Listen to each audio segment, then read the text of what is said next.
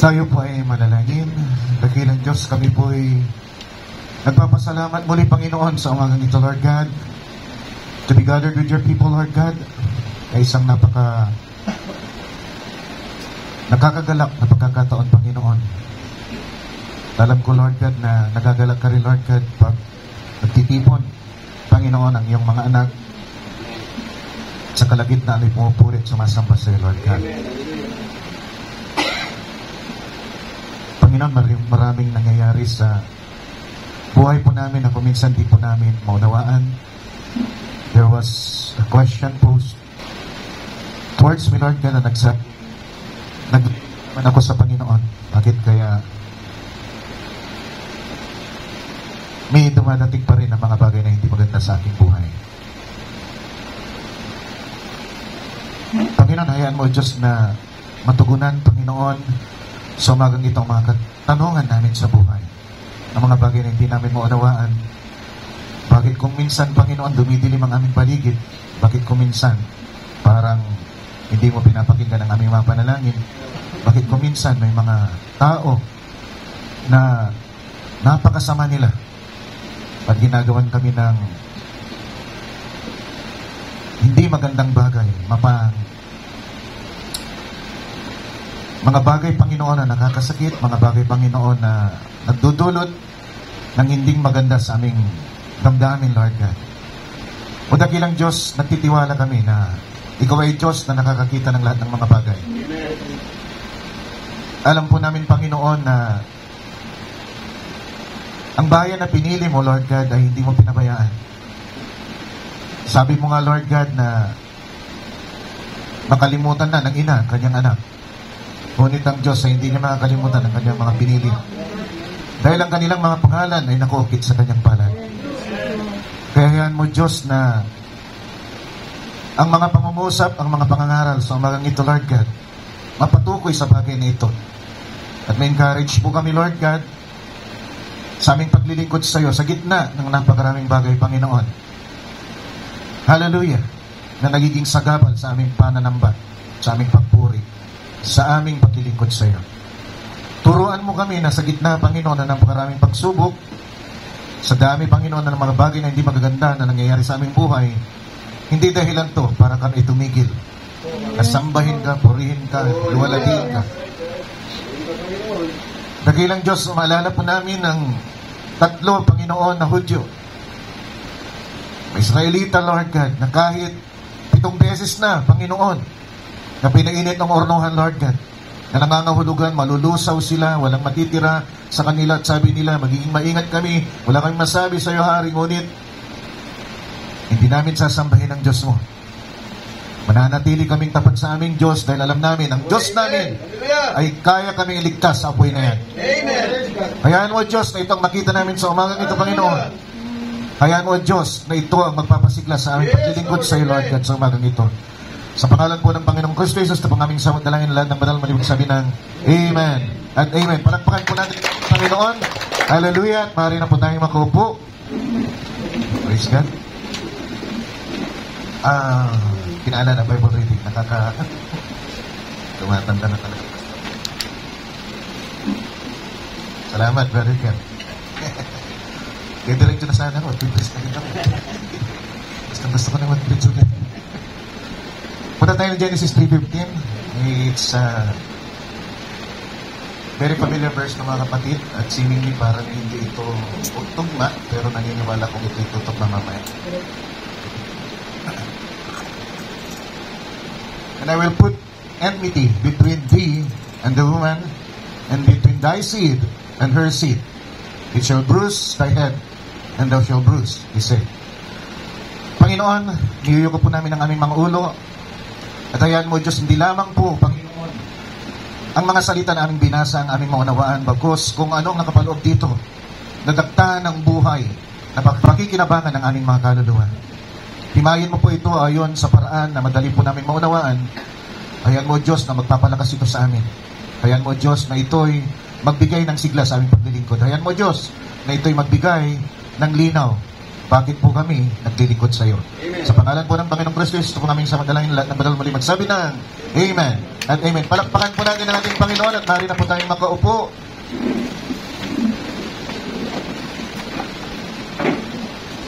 Mga kapatid, kung babalikan natin yung ating tinalakay noon Sunday, mga kapatid, nakita natin na God wants, mga kapatid, to involve Himself in the affairs of man. Nakita natin na sa umpisa pa lang, nais niya na ilantad yung kanyang sarili.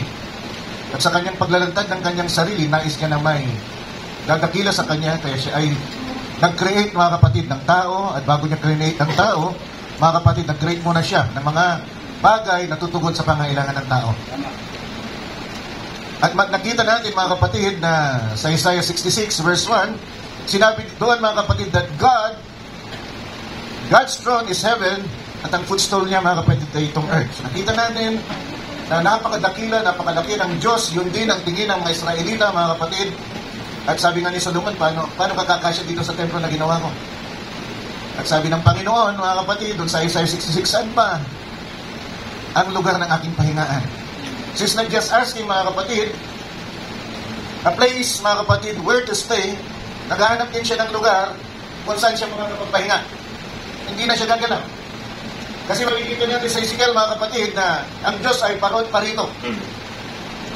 He is in a throne, mga kapatid, na in a will. Pupunta doon, pupunta dito, pupunta doon, pupunta dito. Then here in Isaiah, sabi niya, saan ba lugar ng aking kapahingaan? Pero, ako ay dakilang Diyos. Napakalaki ko. Pinupuno ko ang buong kalawakan at ang lupa. At ang kaharian ko, ang kalangitan, doon ang aking trono. Tuktukan ko lamang ang lupa. So, tanong natin ang linggo, how could we contain God? Paano natin siya ma-accommodate, mga kapatid? Kahit ipaggawa natin siya na isang napakagandang templo, di pa rin siya kasya doon dahil siya napakadakilang Diyos. But eventually, mga kapatid, pinakita sa atin, hallelujah, sa bagong tipan, na unti-unti, mga kapatid, ang hinahanap niya pala ng templo, mga kapatid, ay tayo ng mga tao. Tayo ng mga nanamba. 1 Corinthians 3:16 sabi doon, know ye not that you're the temple of God? Sa hinahanap ng templo pala, para kumasya siya, ay ikaw at ako. Amen. Ay pagkaloob natin ang ating buhay sa Kanya. Hindi ang Kanyang templo. Why? Because God wants to involve Himself in the affairs of man. Doon pa lang sa Garden of Eden, mga kapatid, siya naglalakad na. In the coolness of the day, naglalakad ng Diyos, yung Diyos na napakadakila na hindi kasya. Saan man lugar? Saan man lugar, saan man templo, saan man tahanan, saan man bahay, mga kapatid, hindi siya ma-accommodate. But in the coolness of the day, nandun siya, kasama sila. At ano tema? Paano siya nakakatuntun doon na katulad ng isang tao, mga kapatid, doon sa Garden of Eden? Kung siya ay napakadakilang Diyos, nakita natin that God can be contained if He wants to be contained. Kung gusto niyang pagkasyahin ang kanyang sarili, mga kapatid, sa isang tao, mapagkakasya niya. Ang buong kapuspusan niya sa isang tao. Ginawa niya sa Panginoon, at doon sa Pentecostes, ginawa niya sa 120. At gagawin niya yun, patuloy niyang gagawin yun sa iyo at sa akin. Amen. Mananahin siya sa atin, mga kapatid, bakit God wants to involve Himself in the affairs of man. You see, alam ng Diablo ito, mga kapatid. Kaya Diyos, binigyan tayo ng free will. Binigyan tayo ng kalayaan, pumili para sumamba, pumuri sa Diyos. Hindi tayo ginawang parang robot na kung anong sasabihin ng Diyos, susunod tayo. Binigyan tayo ng free will. At yung free will na yun, sinamantala ng kaaway. At ayos lang yan sa Diyos. It is within the plan of God, mga kapatid. Bakit? Kasi may papakita niya sa kaaway na yung pagsamba mo at pagsamba ko ay tunay at totoo. Amen. Ito ay galing sa ating mga puso. Sabi nga nila, mga kapatid. Galing sa puso ng tao at ito yung kinalulugdan ng Diyos. Amen. Ng pagsamba at pagluwalhati. Hallelujah. Sinamantala ng kaaway, nagkasitsya ng kasinungalingan, at ito naman ay pinaniwalaan ng Eva. At nung naniwala si Eva, bumagsak ang tao. At nung bumagsak ang tao, mga kapatid, hindi basta-basta pwedeng ibalik ng Diyos ang tao, kahit ang tao ay likha niya. Bakit? Dahil naging madumi ang tao. Sabi ng Romans 5:12, sa pamagitan ng kasalanan ng isang tao, lahat ng tao ay nagkasala. Wala tayong may pagmamalaki. Whether we like it or not, we are born sinners. And the wages of sin is death. Isa lamang ang paraan para hindi tayo mamatay ng walang hanggan. Kasi pwede kang mamatay sa laman, pero buhay pa rin yung kaluluwa mo. At yung kaluluwa mo, darating ang araw, mga kapatid, kung ikaw ay anak ng Diyos, yung kaluluwa mo ay babalik dito sa lupa kung ikaw ay namatay. Kasama yung Jehovah mo, kasama yung Espiritu mo, mga kapatid, at pagkakaroon ka ng maluwalating katawan. Amen. So you're a seal of God. Nakita natin to. Mayroon ding biti. Narinig na? Ay, kala ko, grabe mata ko. Akala ko si Brother Nick, si Brother Nick. Baka pangitain na ito eh. Gano'n nakalabo yung mata ng inyong lingkod, mga kapatid. Kaya pag nasasalubong ko kayo sa daan, di ko kayo nababati, pasensya na kayo. Kung meron ba ako nasalubong, di ko nabati? Salamat na lang. Salamat na lang. Pag ano, kayo na lang ang bumati, medyo ano na yung mata ko, pag di ko nakasalamit, mga kapatid. So there's a seed of the devil. May binhi, mga kapatid, yung demonyo. Tandaan po natin. John chapter 8 verse 44 will prove that. Old Testament says, the devil has a seed. John 8:44 says, Jesus said, there's son of the devil. Gusto man natin o hindi, mga kapatid, meron talagang anak ng demonyo. May binhi ang demonyo. Mga kapatid, at sad to say, kahit tapat kang naglilingkod sa Diyos, kahit tapat kang naglilingkod sa Diyos, maaring may lilitaw na binhi ng demonyo sa sambayanan mo. Bakit Brother Ken? Bakit Brother Ron? Bakit Brother Joel?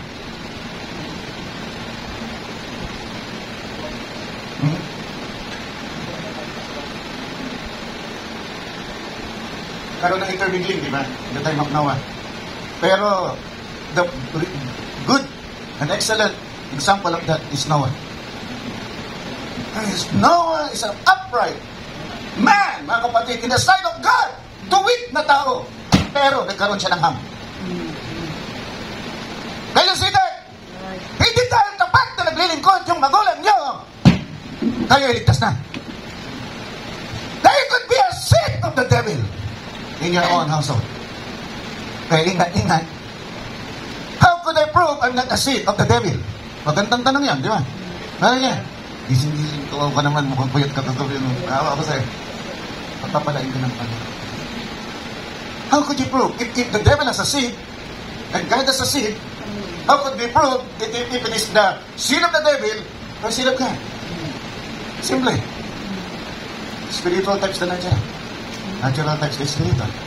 Right? Right? In the natural, there's a certified seed. Ano, di ba? Yung certified seed, certified yan, tutubo yan. So nag-research ako, paano pinoproduce ang certified seed? Is it in the open? Is it using a seed that is super seed, then getting the fruit of it? Hindi pala ganun. Certified seeds are raised in a controlled environment. Amen. Hallelujah! Amen. Hindi mo ito, mga kapatid, hallelujah, mapaproduce kung hindi mo ito ilalagay sa controlled environment like a greenhouse. Ilalagay mo ito sa greenhouse, mga kapatid, kung walang nakakapasok na insekto, walang nakakapasok na anumang bagay na makasasama.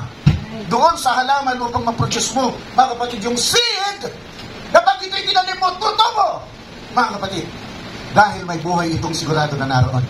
Meron itong embryo. Hindi yung embryo ng tao. Ang tawag po doon sa buhay na nandun sa sila yung embryo. Sinong science teacher dito? Si Isabel, di ba? Embryo na. Embryo. So may embryo ito, mga kapatid.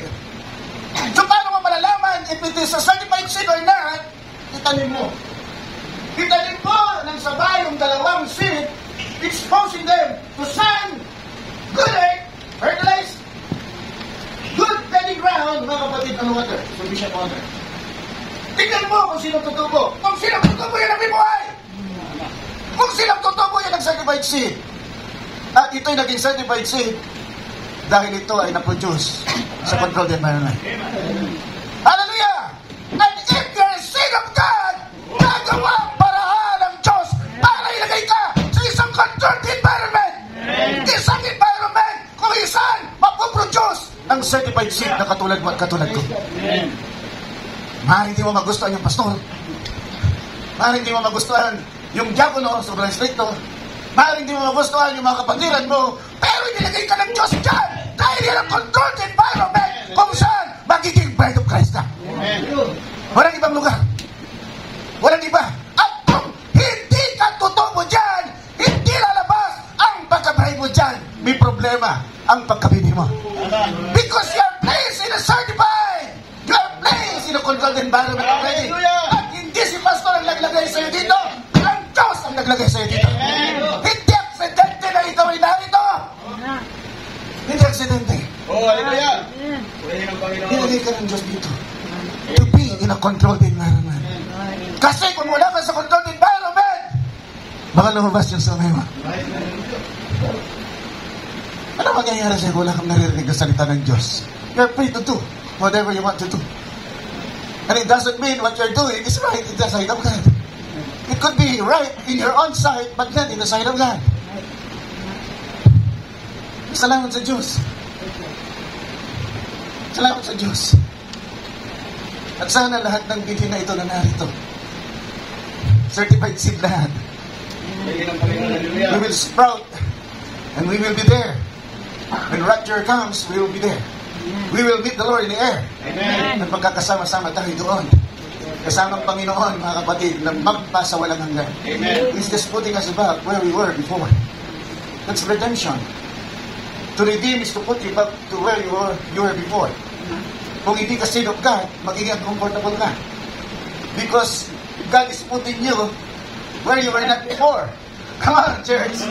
You were not there before, kaya magiging comfortable ka. Ano ba itong stick na masyado? Ano ba itong salita ng Diyos na ito? Pinipigilan ang mga gusto kong gawin. Bakit? Bakit? Bakit ayaw akong magpaputol ng buhok? Bakit ayaw akong magpapit-damit? Bakit ayaw akong magpasuot ng maikling damit? Bakit ayaw akong magsuotin ng hapit na damit? Maraming tanong. Bakit di ko magawa ang ginagawa ng mga taga-sanlibutan? You will be uncomfortable. Maybe the world is your environment. Not here. Kasi, but God put you here. Amen.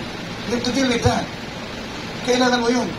Hindi naman tayo lahat nag-umpisang okay, di ba? Unti-unti tayong inubog ng Diyos. Marami tayong ayaw din noon. But we trusted God. We don't know why. We stayed. We were hurt. Nasaktan tayo sa pangangaral ng Diyos, mga kapatid. Nagtampo tayo, mga kapatid. Ngunit, gusto pa rin natin bumalik at makinig ng salita ng Diyos because this is our environment. There's no other environment for us. This is our environment. Mga kapatid, and God will not forget you. God will not, gusto ko lang. Hallelujah! Purihin ang Panginoon. Hallelujah! God will not forget you. There's a king. Pero isang hari, pangalan niya Hezekiah. See, before Hezekiah, his father is Ahaz. Before Ahaz, his father is Jotham. They came, mga kapatid, from the southern. Na-divide kasi yung Israel into northern and southern. Bakit? Kasi yung anak, mga kapatid ni Solomon na Jeroboam, ang pangalan, pagkatapos matay si Solomon, gusto patawan ng napakalaking tax yung mga tao.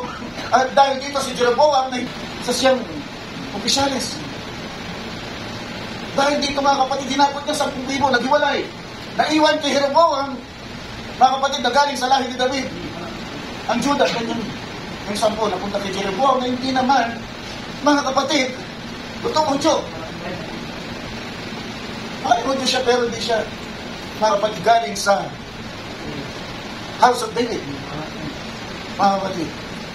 At itong paghihiwalay na ito, mga kapatid, dito sa Judah, mga kapatid, dito lumabas si Hezekiah.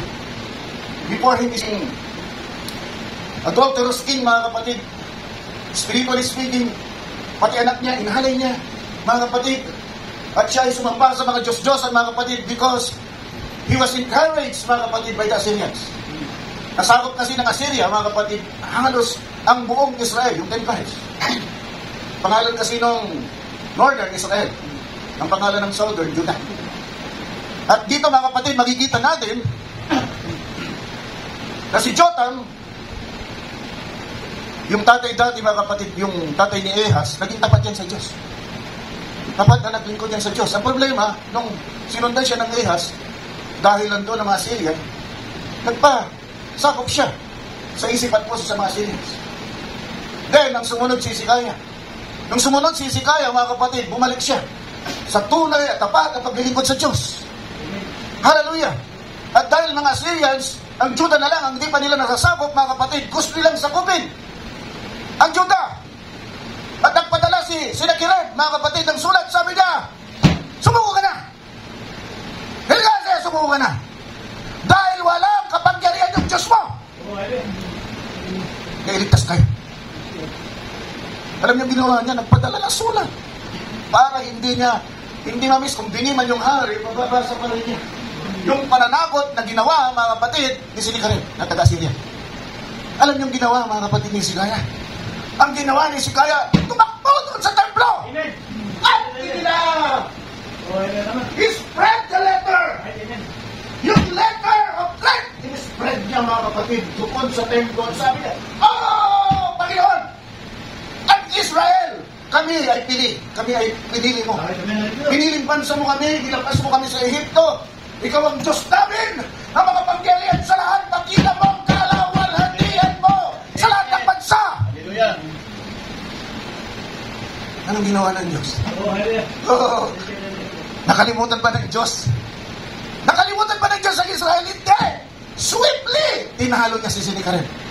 And after some time, pinatay si Sennacherib ng kanyang mga anak mismo. Oh! Hallelujah! Hallelujah! Ang sumunod, mga kapatid, may dumating ulit na pagsubok. Kikita mo, Brother Jonas, tapat ito na likod ng Diyos, Brother Leo. Mga tapat na hari ito. Hindi siya sumasamba sa Diyos-Diyosan. Sabi pa nga niya doon sa kanyang petition sa kanya, ginagawa ko lahat ng gusto mo. But here it comes, for the second time, sabi ni Isaiah, mga kapatid, kay Hezekiah, ayusin mo ang pamilya mo. Isayos mo ito dahil mamamatay ka na. Oh, hallelujah! Dapat na naglilingkod sa Diyos.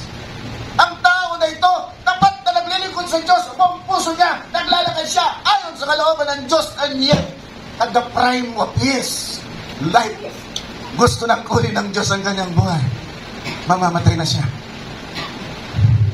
Anong ginawa niya? Hallelujah. Alala ko ng bata kami, elementary. Pag gumawa ka ng kalukuhan, mapupuntay ka sa harap ng teacher. Di na ginagawa ngayon, ha? Di na. At sasabihin ng teacher, Pistol! Pistol! Magsini na! Di ba? Ako na yung brother niya. So, ang ginawa niya, without God telling him to face the wall, he went to the corner of his wall. At sabi niya, Panginoon, hallelujah, dapat ako naglilingkod sa'yo. Hallelujah, dapat ako naglilingkod sa'yo. Natatakot pa ako mamatay. Huwag mo muna ako kunin. Pahabain mo pa ang buhay ko. Ikaw ay Diyos na makapangyarihan. See, in all of his prayers, sinasabi niya palagi kung anong katangian ng Diyos. Sinasabi niya kung ano ang kalalagayan niya sa Diyos. Dapat ako naglilingkod sa'yo. See, these people, this king is serving God faithfully. Paano pa kaya tayo? Hindi ba deserve natin kung bigyan tayo ng mga problema at pagsubok ng Diyos, mga kakulangan sa buhay, mga kapatid? Hallelujah, dahil tayo naglilingkod na dapat sa Diyos. Ito naglilingkod na dapat. Yet, binibigyan pa ng problemang napakadakila at hindi mo makayanan ng problema ang binigay pa ng Diyos sa kanya. Nagtakumbaba siya sa harapan ng Diyos na hindi naman na dapat gawin dahil siya dapat naman na naglilingkod sa Diyos. And yet still he did. In humility, sa pagtapakumbaba, nanalangin ulit sa Diyos. Amen. Hallelujah. Sinabi niya kung anong ginagawa niya. Sinabi niya paano siya naglalakad sa Diyos. Sinabi niya, mga kapatid, na kailangan niya ang tulong ng Diyos at ang Diyos ay makapangyarihan sa lahat para tulungan siya, mga kapatid. Alam niyo kung ano yung tinuldok niya? Ang tinuldok niya sa panalangin niya ay humibig siya. He cried. Ay, lament. Ang lament ay pananakhoy. At ang pananakhoy, mga kapatid, is it's embodied in grief and crying. Yung ikaw ay nagdadalamhati, ikaw ay nararamdaman ng pag namatay ka. Dalamhati ka. Sobrang pagdadalamhati at ikaw ay umiyak. Kung kailan lang inaharap niya sa Diyos nang hindi naman dapat na niyang gawin. Dapat na siya naglilikod sa Diyos. Will not that suffice? Hindi ba masabat yun? Na siya tapat na naglilikod na sa Diyos, wala mga kapatid. Maaaring mga kasalanan siya, mga kapatid, pero sinisigurado niya na pinapatawad siya, humingi siya ng tawad sa Diyos. Kaya pwede niyo sabihin, naglalakad siya sa kalooban ng Diyos. Pero tinuldukan niya ito ng sobrang pag-ibig, sobrang pag-iyak. Sabi doon, bitterly cry. May kabaitan na umiyak. Alam mo ginawa ng Diyos? Sabi niya, Isaiah, sabihin mo kay Hezekiah, nadudugtungan ko. Oh, hallelujah. Does God change His mind? Yes. Does God change His mind in Nineveh? Yes. Ano ang nagbago, mga kapatid, doon sa Nineveh, mga kapatid? Pagpapakumbaba ng hari. Nagsuot, mga kapatid, ng sako, pagaspang, nakadamitan, nagfasting siya, mga kapatid.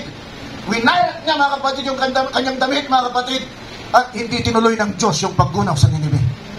Gugunawin niya na yung Nineveh. Hindi niya ginunaw dahil sa ginawa ng hari. Siya,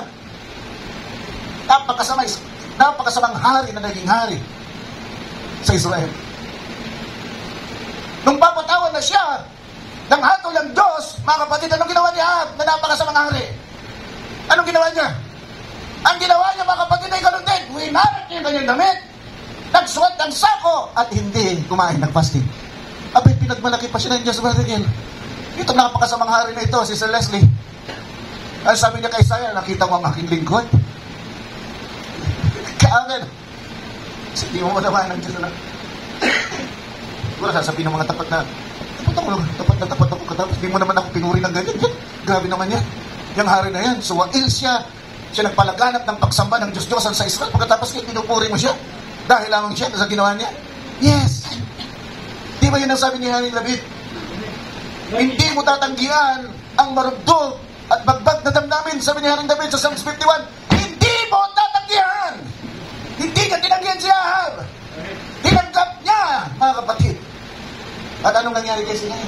Ito kung wala nang siya dapat di ba? Wala siya dapat magsisihan. Wala siya nagawang masama. Pero nagpakumbaba pa rin siya sa harapan ng Diyos, mga kapatid, at sabi ng Diyos, kaya Isaiah, sabihin mo kay Hezekiah, nadudugtungan ko ng 15 taon yung kanyang buhay. Oh! Hallelujah! At para patunayan ito, paatrasin ko yung kamay ng orasan doon sa sandayan. Oh! Hallelujah! Pinagkas ng Diyos, mga kapatid! Hallelujah! Yung anino ng orasan ng sandayan. At nadagdagan ng 15 taon ang buhay ng Hezekiah. Purihin ang Panginoon, hindi ka nakakalimutan ng Diyos.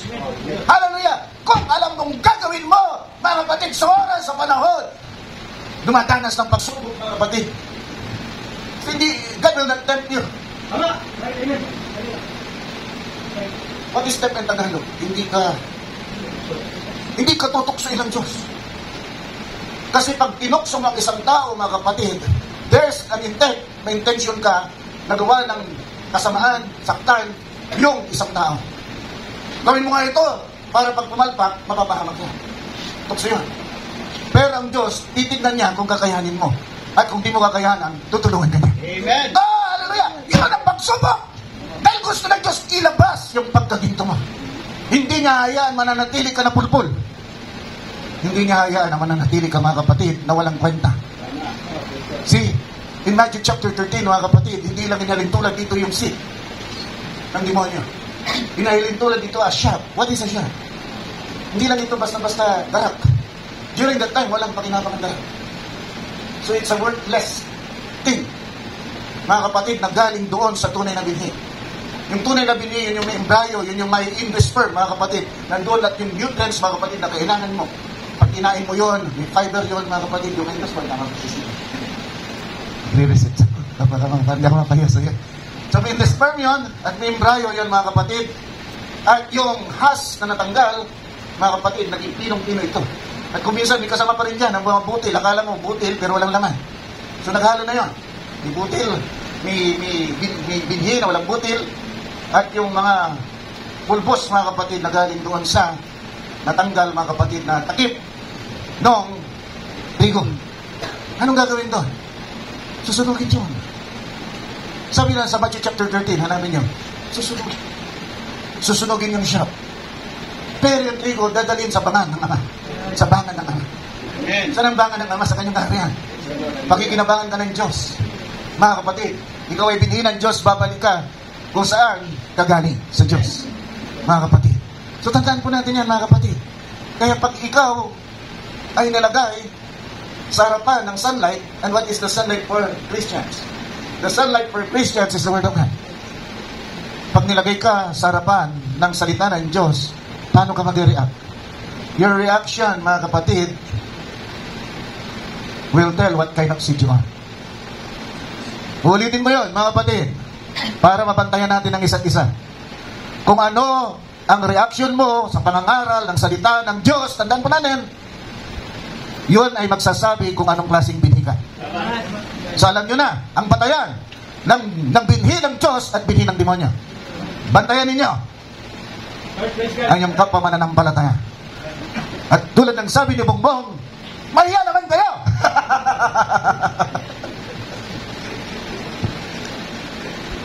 Mahiya naman kayo. Mahiya naman kayo. Huwag kayo ipakita yung pagkademonyo nyo. Lalo-lalo na dito, di ba? So how will you react? You will react, mga kapatid, loving the Word of God, not rejecting the Word of God. If you reject the Word of God, then you know what kind of seed you are. Not only here inside, but even outside. Pagdating mo sa labas at pasaway ka sa magulang mo, alam mo kung anong bini ka. Then sabi ng Diyos, honor thy father and thy mother, so that you will have a long life in this earth and you will be prospered by God. Ayaw mo yan? Hahabang buhay mo at pagpapalain ka ng Diyos, yun lamang ang katangi-tanging utos-utosan ng Diyos na mayroong pangako. Yun lamang, mga kapatid. At yun ay patungkol sa mga anak. Purihin ng Panginoon. Sumigwe tayo ng konti, mga kapatid, pero makikita natin sa ating tinalakay, God is still, mga kapatid, showing us that He wants to involve Himself in the affairs of man. Tutuloy natin ito. Medyo sumigwe ako ng konti. Ewan ko kung bakit. Hindi ito, ang totoo lang, hindi ito ang mensahe sa umagang ito. So yung inumpisahan ko dapat, iba yung karugtong mo. Pero medyo napihit tayo. Napihit tayo. Tuwing napipihit si Pastor, may dahilan. Hindi pa ako napihit na walang dahilan. May dahilan. At kung meron tayong pangangailangan sa umagang ito, taas natin sa Diyos. Hindi tayo nakakalimutan ng Diyos. Kitang-kita natin, hindi tayo nakakalimutan ng Diyos, mga kapatid. Ang kailangan lang ng Diyos, mga kapatid, ay mapagkumbabang puso, pagpag na puso, ang hirap palagi natin sa Kanya. At sabi niya, sa ni Haring David sa Psalms 51, hindi ito tatanggihan ng Diyos. Amen. Anong ibig sabihin niya? Pag hindi tinanggihan ng Diyos, yung iniharap mo sa Kanya ng pag-uugali, pakikinggan ka ng Diyos. Tayo tumayo lahat at tayo manalangin. Purihin ang Panginoon. I love the Lord. Do you love the Lord? Hallelujah. Napakasimpleng mensahe, pero alam ko, mga kapatid, tungo ng katotohanan. Mga kapatid, na kailangan natin upang tayo mabuhay ayon sa kalooban ng Diyos. At kung tayo nabuhay sa kalooban ng Diyos, di ba, Ama, pag nakikinig ka sa Kanya, diba? Mahal na mahal Kanya. Siya halos lahat ng hilingin mo sa Kanya, ipagkakaloob niya sa'yo. Kahit anong hirap, paano man niya ito, gagawin niyang lahat para may pagkaloob naman niya sa'yo. Pero pag ikaw ay suwail, mga kapatid, kahit meron siya, mga kapatid, sabi niya, wala! Wala ako! Kahit meron, wala! Ganun ang Diyos natin. Look at this. Sabi ng ating Diyos, command ye me. Bagamat halos di natin maabot, mga kapatid, talaga di natin maabot. Napakataas ng ating Diyos. At ang kanyang kaparaanan na hindi natin kaparaanan. Pero sabi niya, mga kapatid, may offering siya. May invitation niya. Utusan niyo ako. Hallelujah. Look at that. The God that you cannot reach, mga kapatid, made Himself reachable. At sabi niya pa nga niya, utusan niyo ako. Command ye me. Di ba paminsan ganyan na ang tatay natin? Mananay natin. Nay, paglaba mo nga ako. Nay, paglaba mo nga ako. Kaya mo naman maglaba. Di, sabihin mo, paglaba nga. Nay, ikaw na nga magligpit. Nay, lalabas ako. Ako maglilipit ngayong gabi. Pero lalabas ako, gagawin ko bukas. Pagdating ng bukas, diniligpit. Iniwanan kay ate, iniwanan kay kuya. Si kuya ang nagligpit, mga kapatid. Si ate ang nagligpit. Umiwas sa ligpitin. tinuturo si Kilian. Ay, tinuturo si Ice. I don't do that. Dahil tatay nyo, napakabait niya. Pag nakuha niyo yung kiliti ng tatay nyo, lahat ng hilingin niyo dyan, bibigay niya. Magsusumikap yan para ibigay niya sa inyo. Hala kayo. Purihin ang Panginoon. Father God, you have shown us your mercy, your love, and grace, Lord. Hayaan mong panghawakan po namin ito. All the days of our lives. Sabi mo, Panginoon, kay Joshua na basahin niya, unawain niya, sa katuparan niya ang iyong salita. At siya pagpapalain mo sa lahat ng sulok ng kanyang buhay. Hanggang siya ay mamatay, Panginoon. Di ba ganon din dapat ang maging pangako mo sa amin? Sabi mo sa Jeremiah 29:11, Panginoon, bigyan mo kami ng magandang kawakasan. You have loved us with an everlasting love. At sabi mo, Panginoon, bibigyan mo kami ng magandang kawakasan. Amen. Turuan mo kami, Panginoon, na may suko ang aming mga puso.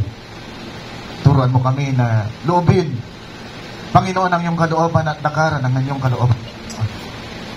Dahil kung sa amin lamang, mas gusto po namin nasusunod ang aming gusto.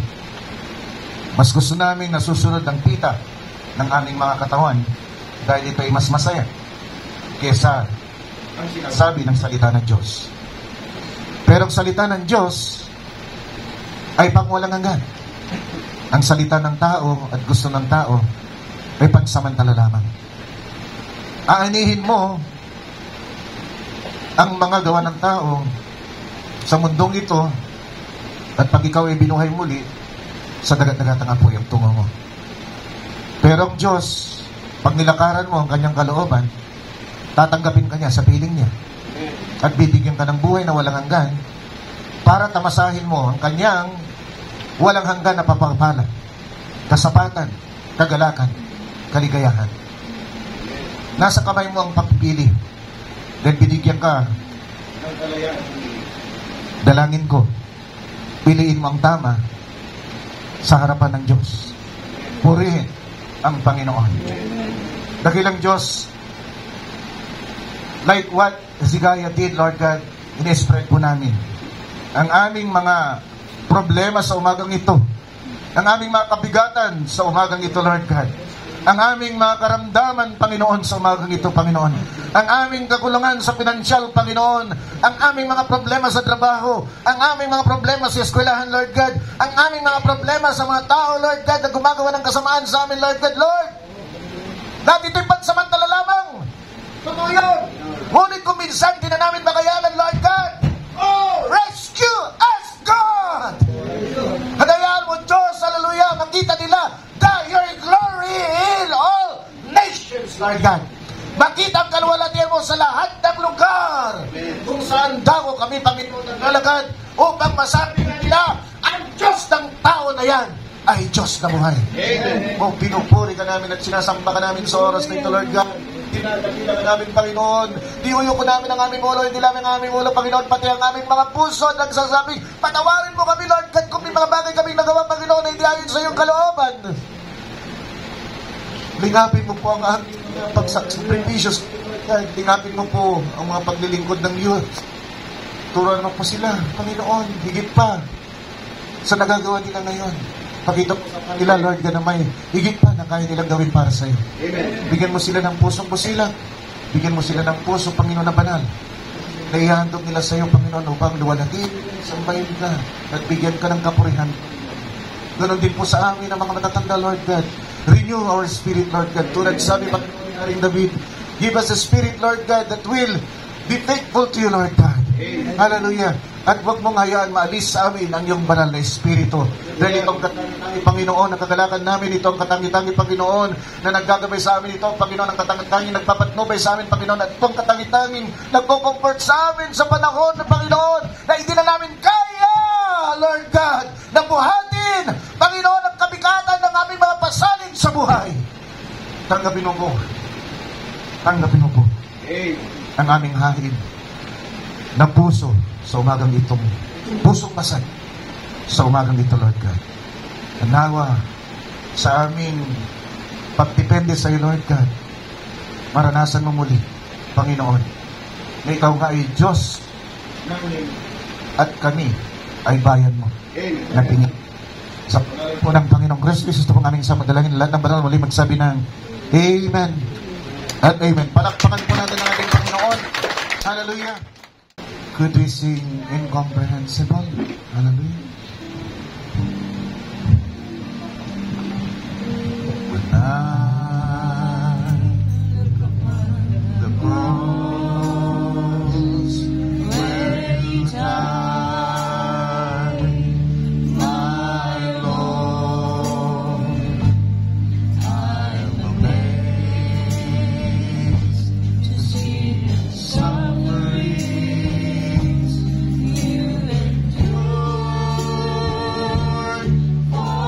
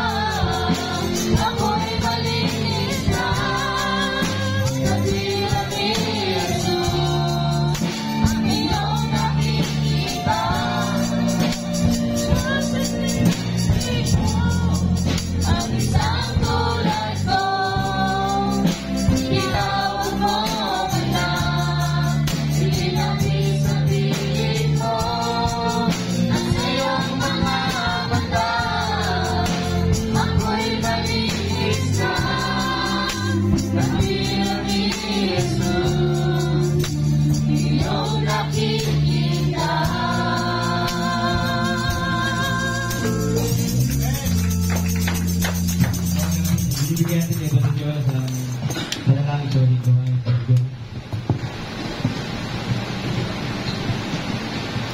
Pwede mo lang.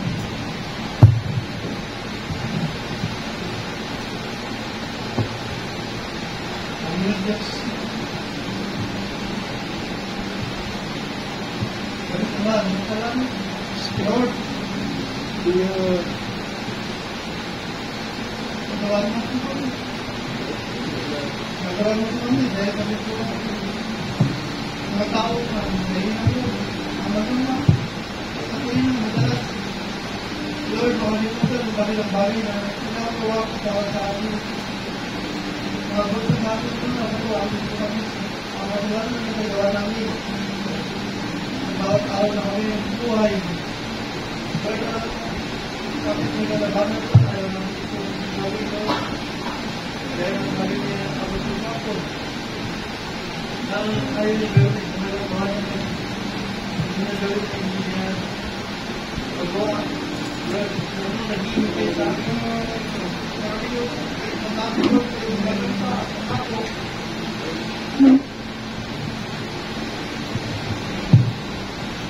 sabi ko na sila sinipin na ang salita Lord, bakit sa kanya, nagsigit pa rin yung buhay na wala ka na. Tama. Tama Lord, ang pagkakali yung nagawa kami, nakami ko, tulungan ko. Yung gawin ko ngayon, lahat ng pag-ibig ko sa yes, Lord. Lord, yung nangyari ko sa amin sa laban. Hindi ko lang daw mga tayo. Hindi kayo ko nila ako dito na alam ako na ito sa akin. Hindi ko yung katay. Nalog ko lang. Hallelujah. Hindi kita makakalabatan kita. Amen. Hallelujah. Hindi na ako nangyari sa akin. Hindi ba na kita? Hindi na ako yung wala sa iyo. Bakit nangyari sa akin? Bago kong matutulari, magiging ko mga lalaki, buti ko mga magiging ko ng ko sa paglating mga kamunan, hindi lang ako na. Kaya ang ito bakit kinuha ko ngayon, sabi ko, wala na tayo magiging ko ng kita. Kaya kinuha rin ng bagay, pwede nangyari sa akin. Kaya magiging ako lamang.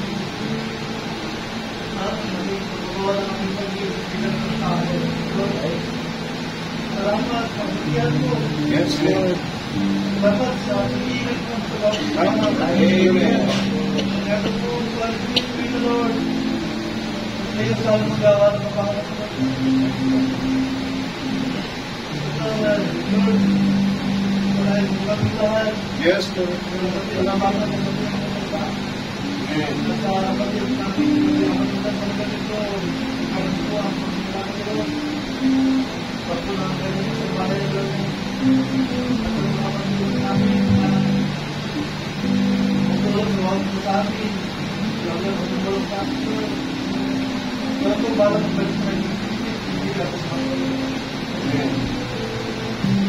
maraming na siwag mo lang na kapulihan malulat yan kagailaan nagtatangit mga kapulihan mahalang mga Panginoon Kristo yung mga pasok nila.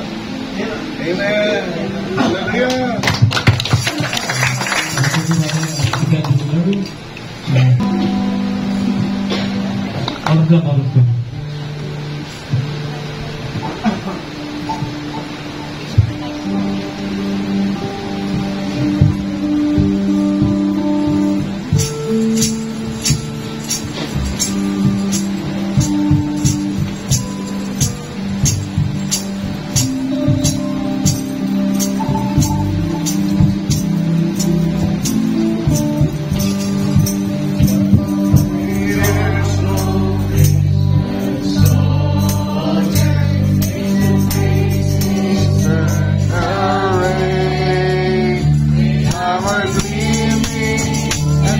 Lord, sweet.